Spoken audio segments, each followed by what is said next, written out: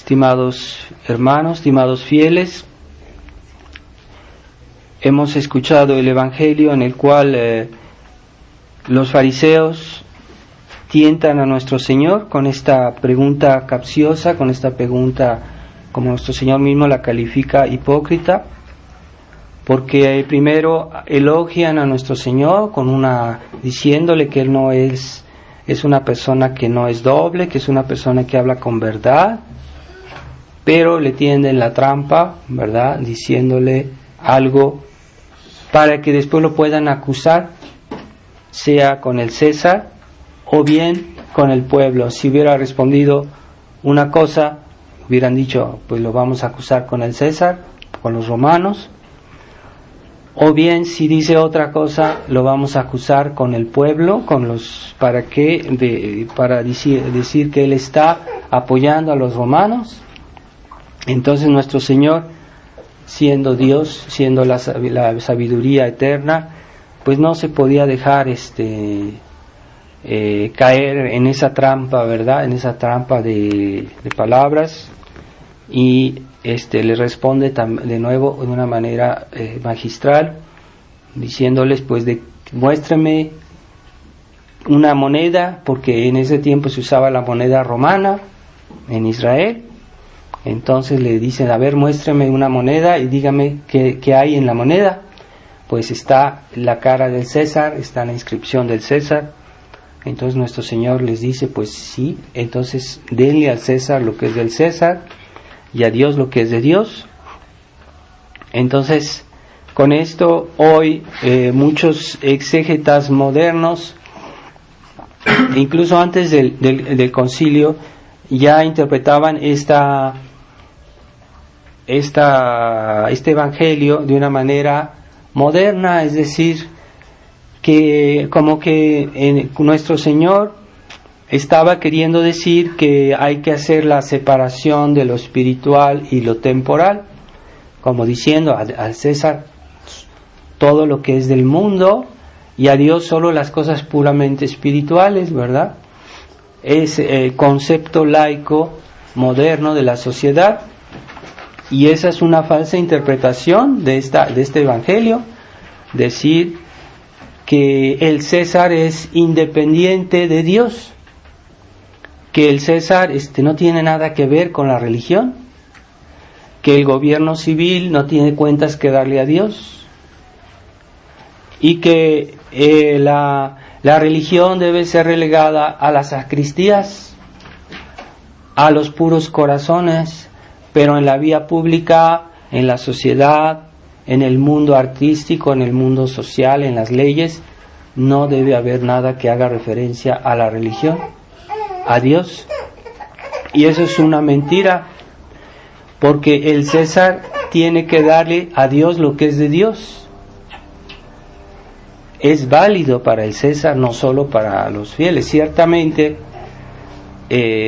al origen de todo está Dios. Al origen del mundo civil está Dios, porque también Dios es creador del mundo material, de la sociedad visible, del mundo de la sociedad civil y del César. Es Dios que hizo también la sociedad civil, y la autoridad que pueda tener una autoridad civil, pues la recibe de Dios. Pero Dios fundó su iglesia, Jesucristo la fundó. Es una sociedad diferente, pero que no está forzosamente distanciada, dividida o opuesta a la sociedad civil. Porque después del pecado original, el mundo, el hombre con sus fuerzas naturales, no es capaz de lograr todo su finalidad, porque hay el pecado original, porque están las heridas del pecado original, como decía Santo Tomás, en la inteligencia, la ignorancia, en la voluntad, la malicia, en el cuerpo, las pasiones. Entonces, ciertamente, si no hubiera habido el pecado original, como era Adán cuando fue creado, pues Adán vivía bien, no hacía mal, no hacía pecados, y él en ese momento Dios lo creó ya con la gracia de Dios, ya tenía la gracia en su alma y no necesitaba los sacramentos como hoy los necesitamos, el bautismo, la confesión, la comunión, no los necesitaba porque él en su cuerpo y en su alma no había desorden, no había pecado.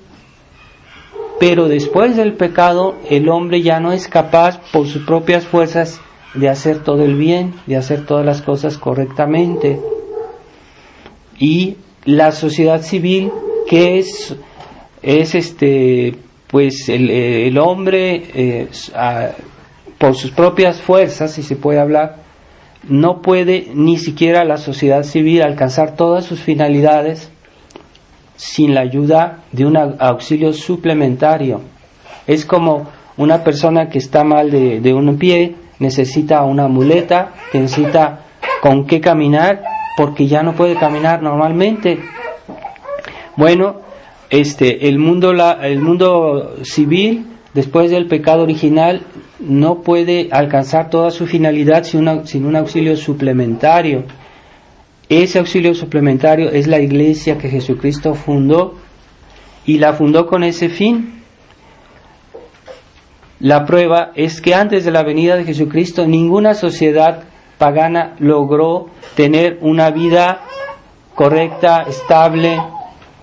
Los que más llegaron a cierto orden fueron los griegos, los romanos, pero pues si lee uno la historia, ellos tenían muchos problemas, adoraban ídolos, tenían actos de crueldad muy, muy grandes, había muchos pecados entre ellos, mucha gente no pudieron alcanzar un orden civil perfecto, aunque sí hicieron muchas cosas buenas que hoy todavía beneficiamos, pero esas cosas buenas se iban a perder, porque por ejemplo Roma, cuando comenzó Roma había más moralidad, y se dice que se necesitaba solo una cárcel para toda la ciudad. En los inicios de Roma todavía había un sentido moral en esa época y la gente era más ordenada, pero ya cuando el imperio Roma siguió, pasaron los siglos, y la Roma del principio no era la Roma del final. Cuando llegó el cristianismo, esa Roma ya había mucha degeneración, esa Roma ya estaba en plena decadencia, había muchos desorden, muchos abusos, y de hecho el imperio romano ya estaba declinando seriamente.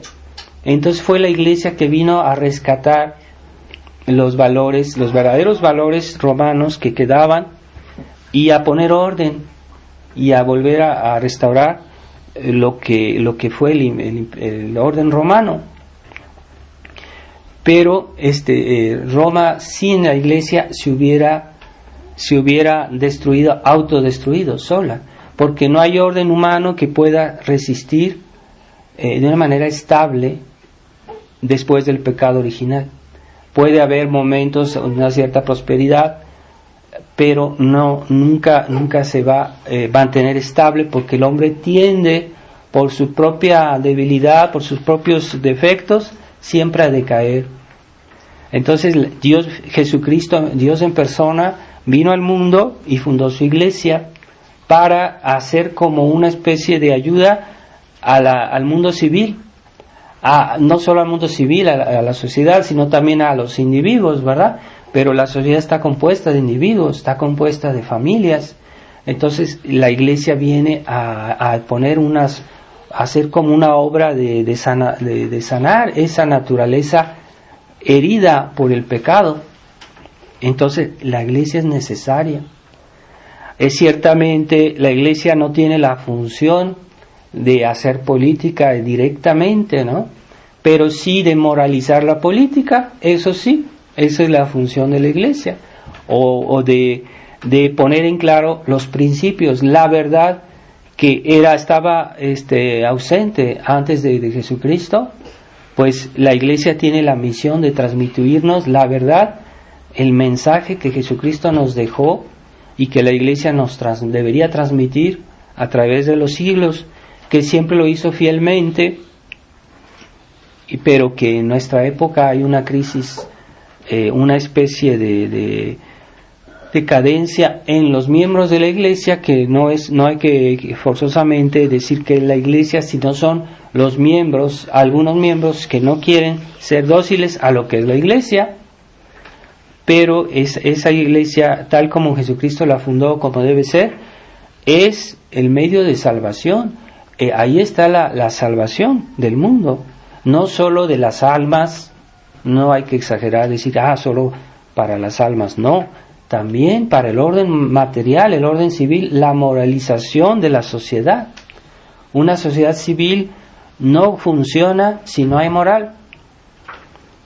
¿Cuánto nos quejamos de los políticos modernos que dicen mentiras, que son deshonestos, que hacen corrupción, que hay mucho abusos, incluso en la legislación? ¿Cómo va a haber orden en la vida política si no hay moralidad? Y como decía el Papa Pío XII, una sociedad civil sin moral no puede subsistir. Y no hay moral sin la verdadera religión, porque hay religiones que dan una cierta moral, pero dan una moral defectuosa, una moral incluso falseada. Entonces, ¿dónde está la moral, la verdadera moral? Está en la verdadera religión. No hay que buscarle por otro lado. La verdad no se inventa, no se crea, existe, y nosotros la explicamos o la creemos, o si queremos creerla, pero la verdad, no digo que otras personas que no son católicas o que no están en la Iglesia, que no tengan algo de verdad, pues sí, puede ser, pero parcialmente, mezclada de errores, mezclada de cosas que no van bien. Entonces, ¿dónde tenemos la garantía de tener la verdad completa, sobre todo a nivel de los grandes principios, las grandes necesidades del hombre, las grandes finalidades del hombre? Pues es en la Iglesia Católica. ¿Por qué? Porque la Iglesia es simplemente ese medio por el cual Jesucristo nos comunica lo que Él nos quiso decir. Entonces, la doctrina de la Iglesia es la doctrina de Jesucristo, es la doctrina de Dios, que la Iglesia tiene el carisma y la gracia de Estado para explicarla, y aplicarla en los casos particulares, ¿verdad? Hay cosas que por ejemplo, cada persona es diferente. Cada uno de nosotros tiene para todos son igual los mandamientos, claro está. Las grandes verdades, esas aplican a todos sin excepción, pero hay ciertas cosas que pues tenemos necesidad de un consejo personal sobre nuestra manera de ser, sobre nuestros propios defectos, sobre nuestro carácter. Entonces necesitamos una gracia especial a veces por persona. Esa gracia la Iglesia la recibe, por eso existen los pastores, por eso Dios previó que en la Iglesia hubiera pastores, y los pastores tienen una gracia de Estado para dar la medicina que corresponde a cada alma. Por eso necesitamos un pastor. Un buen pastor, se supone, no va a ser un sacerdote modernista, un sacerdote que ya en cierta manera negó, o en cierta medida negó la doctrina de la Iglesia. Entonces está él en contraste con la gracia de Estado que debía tener, y está resistiendo esa gracia de Estado. Entonces ya no es un buen pastor. Ciertamente los malos pastores hay que evitarlos, como hubo muchos herejes que eran sacerdotes, que antes eran sacerdotes o que eran obispos católicos, y apostataron de su religión, o comenzaron a decir cosas falsas.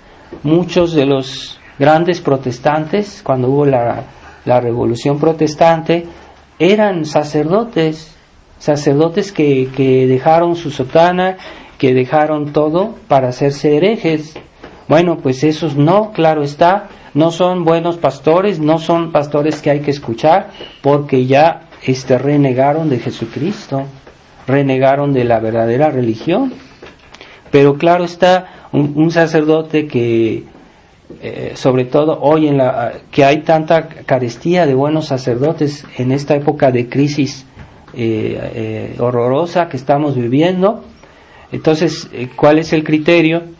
Pues que sean sacerdotes fieles a la tradición de la Iglesia, que sean sacerdotes fieles a la doctrina de la Iglesia.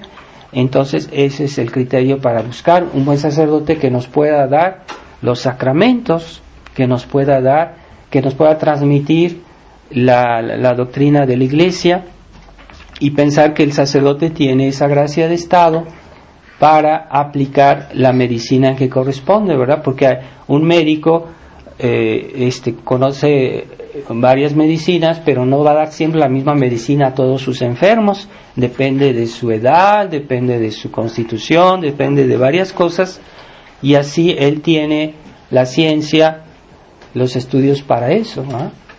Y es igual con un doctor de las almas. También necesita no solo saber, porque es mucho más complejo ser pastor de las almas que ser pastor por ejemplo, un doctor, un médico es otra cosa, es más bien puramente médico lo que hace, pero en las almas es lo más difícil que hay. Se necesita una gracia especial de Dios que la tiene el sacerdote, y por eso hay que escuchar a los sacerdotes, no solo a un nivel general, sino a nivel de la aplicación. Tú debes evitar de hacer esto, tú debes hacerlo de tal manera, porque te corresponde a ti tal actitud. Entonces, si por ejemplo nos confesamos, tengamos confianza en que el sacerdote tiene la gracia especial para darnos el consejo que nos corresponde, ¿verdad? Normalmente, ¿no? Así como hay malos doctores, puede haber malos sacerdotes, los hay y hoy lo constatamos, ¿verdad? Pero del momento en que estamos con un sacerdote que sigue la tradición como debe ser, hay que suponer que si nos da un consejo es eso lo que corresponde a nuestras necesidades. Y esa gracia de Dios, esa gracia de Estado es irreemplazable.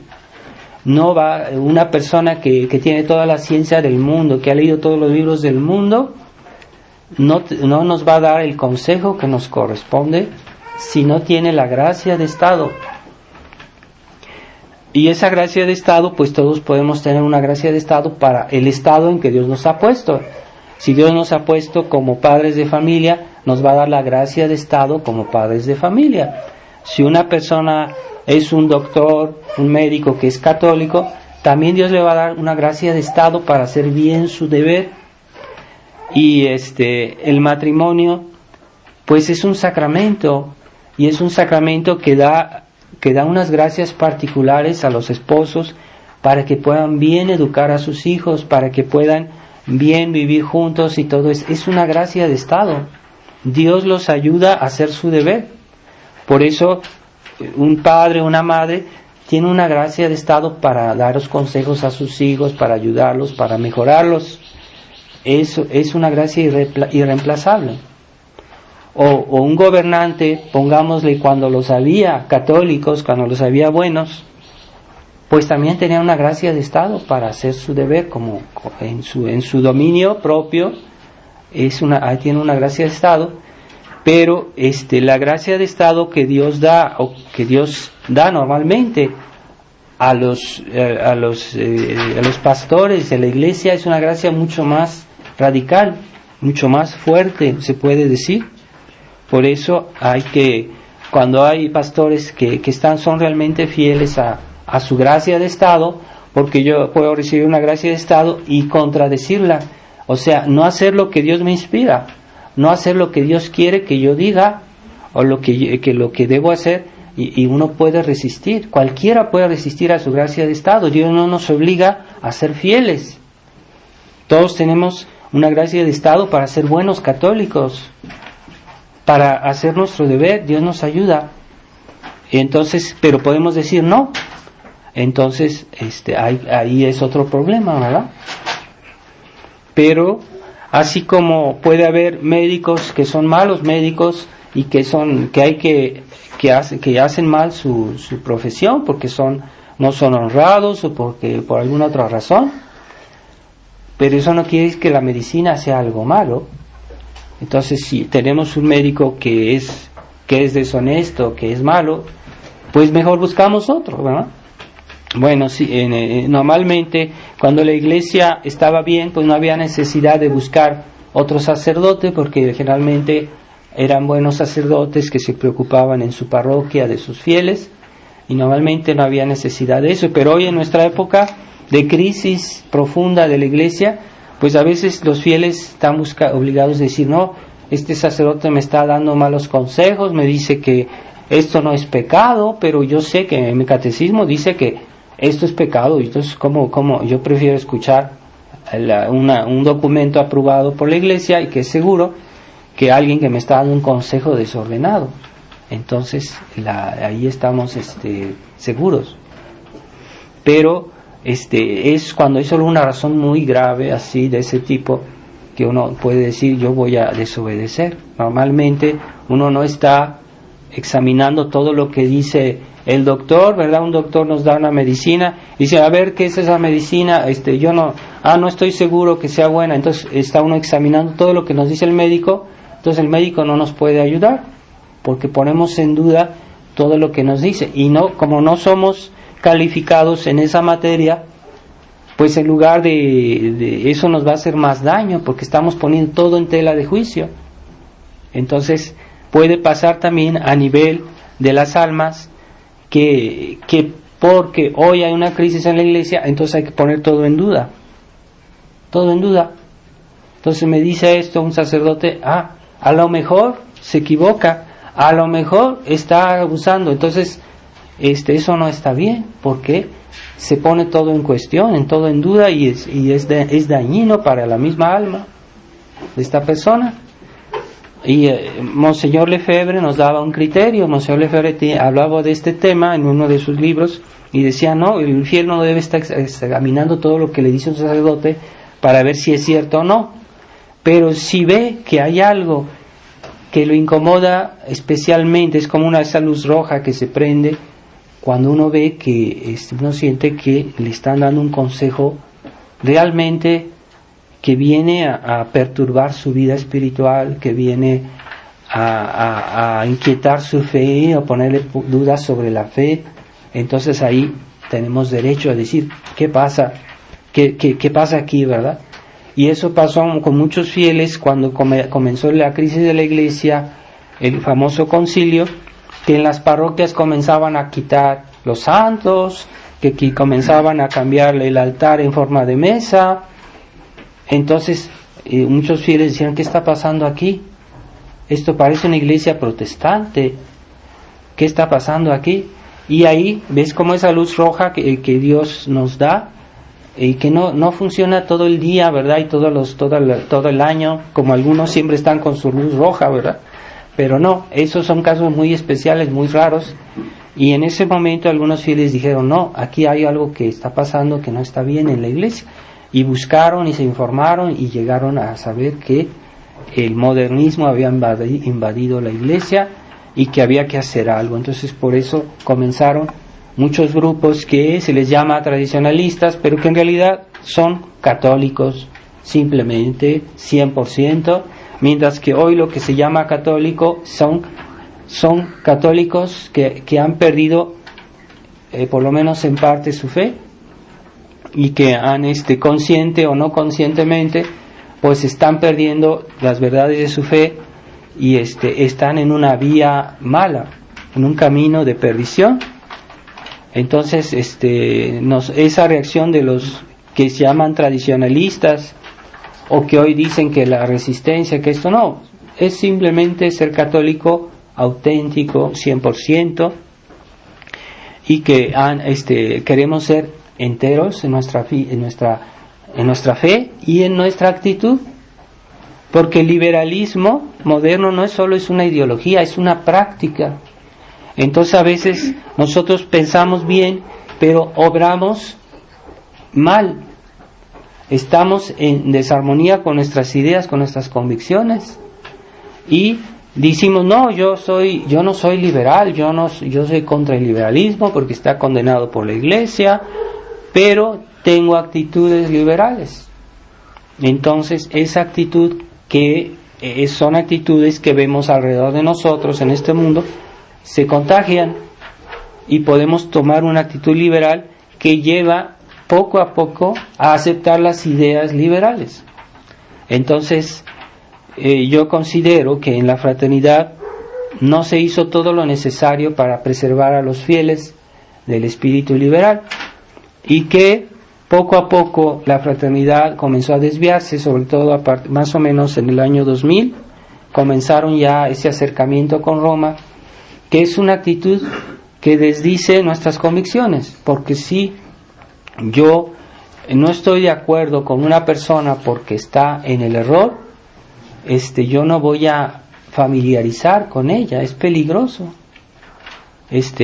Hay muchos textos en el Evangelio, en las palabras de nuestro Señor, que hay que alejarse del que está en el error. San Pablo dice, si tú ves que uno de tus hermanos está en error, pues llámale y hazle en privado, explícale, dile, esto está mal. Si no te hace caso a ti, porque está diciendo cosas que son contra la fe o cosas muy graves, entonces llama a uno de tus hermanos y habla con él y dile, mira, ten cuidado, esto no está bien. Pero si no te hace caso ni a ti ni a otra persona, entonces ve a la iglesia, para que la iglesia misma le llame la atención y que esta persona se corrija. Y si no le hace caso a la iglesia, entonces tenlo como un fariseo, un publicano, es decir, fuera de la iglesia, y no lo frecuentes, no te acerques a él, porque es peligroso, te va a contagiar su mentalidad, sus ideas. Entonces no se trata solo de decir, nosotros pensamos bien, pensamos bien nuestra religión, nuestras ideas, nuestras convicciones, sino también tener la actitud que corresponde a esas ideas. Y esa actitud se llama muchas veces prudencia. La imprudencia lleva poco a poco a hacerse al molde del mundo. Y el mundo hoy sabemos que vive en el error. No es solo una pura actitud, son actitudes que son consecuencias de unas ideas que dominan la sociedad hoy. El liberalismo, el materialismo, el laicismo, todo eso se vive hoy, y toda esa vida está impregnada de esas ideas, aunque no se diga explícitamente esas cosas. Mucha gente vive esa mentalidad, y si nosotros nos mezclamos demasiado con este mundo, poco a poco nos vamos a hacer al molde de este mundo. Y bien, eso es lo que pasó con lo que está pasando hoy con muchos tradicionalistas en la fraternidad, ese respeto humano que insensiblemente nos lleva a hacernos al molde del mundo para quedar bien, que no nos señalen con el dedo porque somos católicos 100%, entonces se están haciendo al molde del mundo. Entonces, al César lo que es del César, es decir, lo que Jesucristo nos quiso decir es que hay que respetar la autoridad civil cuando está bien. Hay que respetar a Dios lo que es de Dios, hay que respetar la autoridad religiosa cuando hace su deber.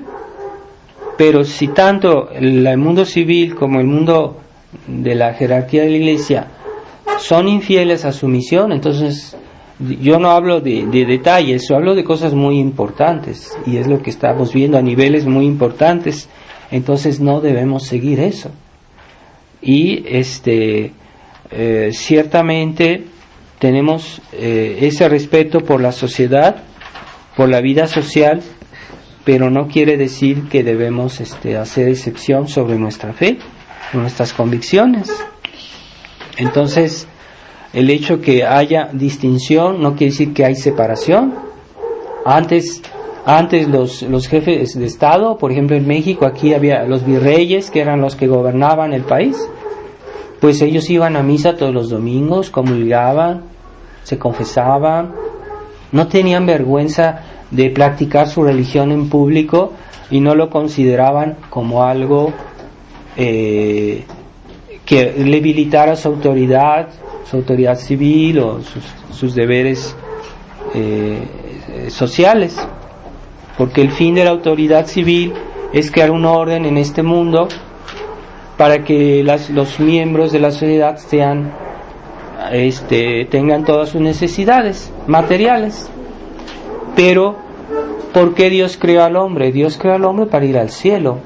En esta vida necesitamos comprar pan para vivir, tenemos que trabajar, sí, pero Dios nos hizo para ir al cielo, no nos hizo para quedarnos en este mundo. Entonces, mientras estemos en este mundo tenemos unas necesidades materiales y el orden civil es necesario, pero incluso el orden civil está sometido a la verdadera finalidad del hombre, que es ir al cielo.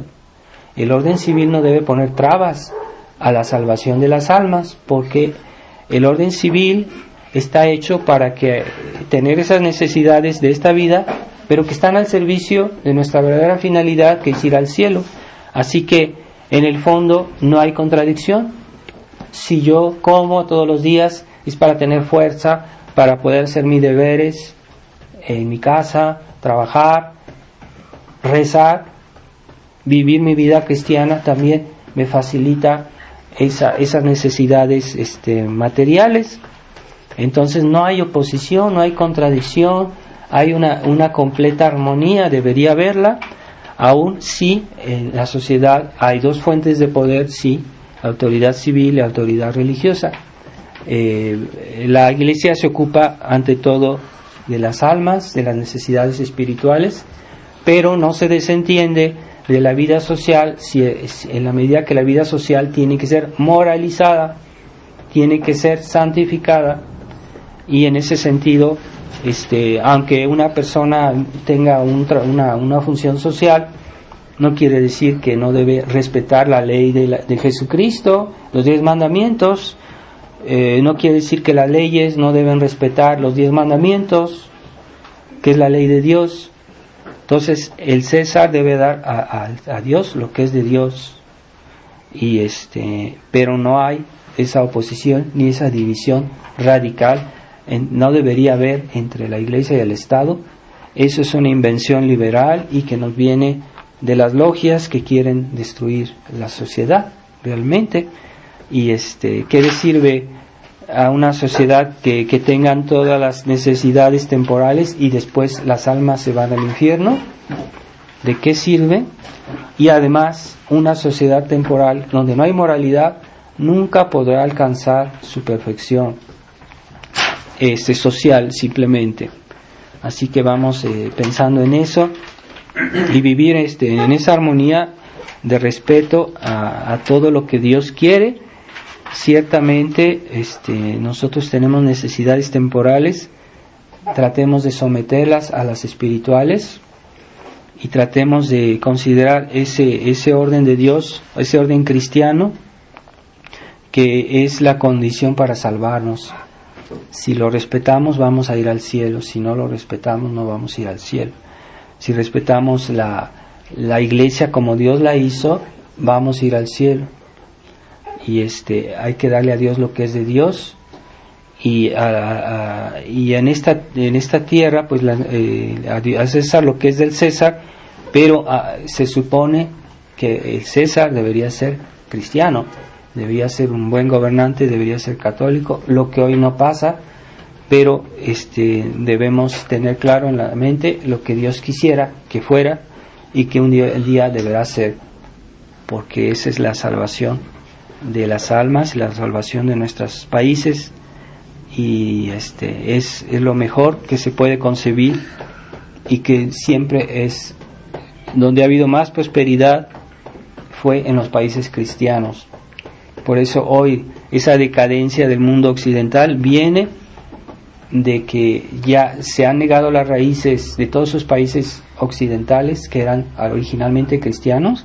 Por eso se están autodestruyendo, porque se quiso hacer la separación con la Iglesia, se quiso renegar de los principios cristianos, y es cuestión de tiempo. Esta sociedad se va está autodestruyendo, y va a haber una gran catástrofe a momento dado, porque ya no hay fe.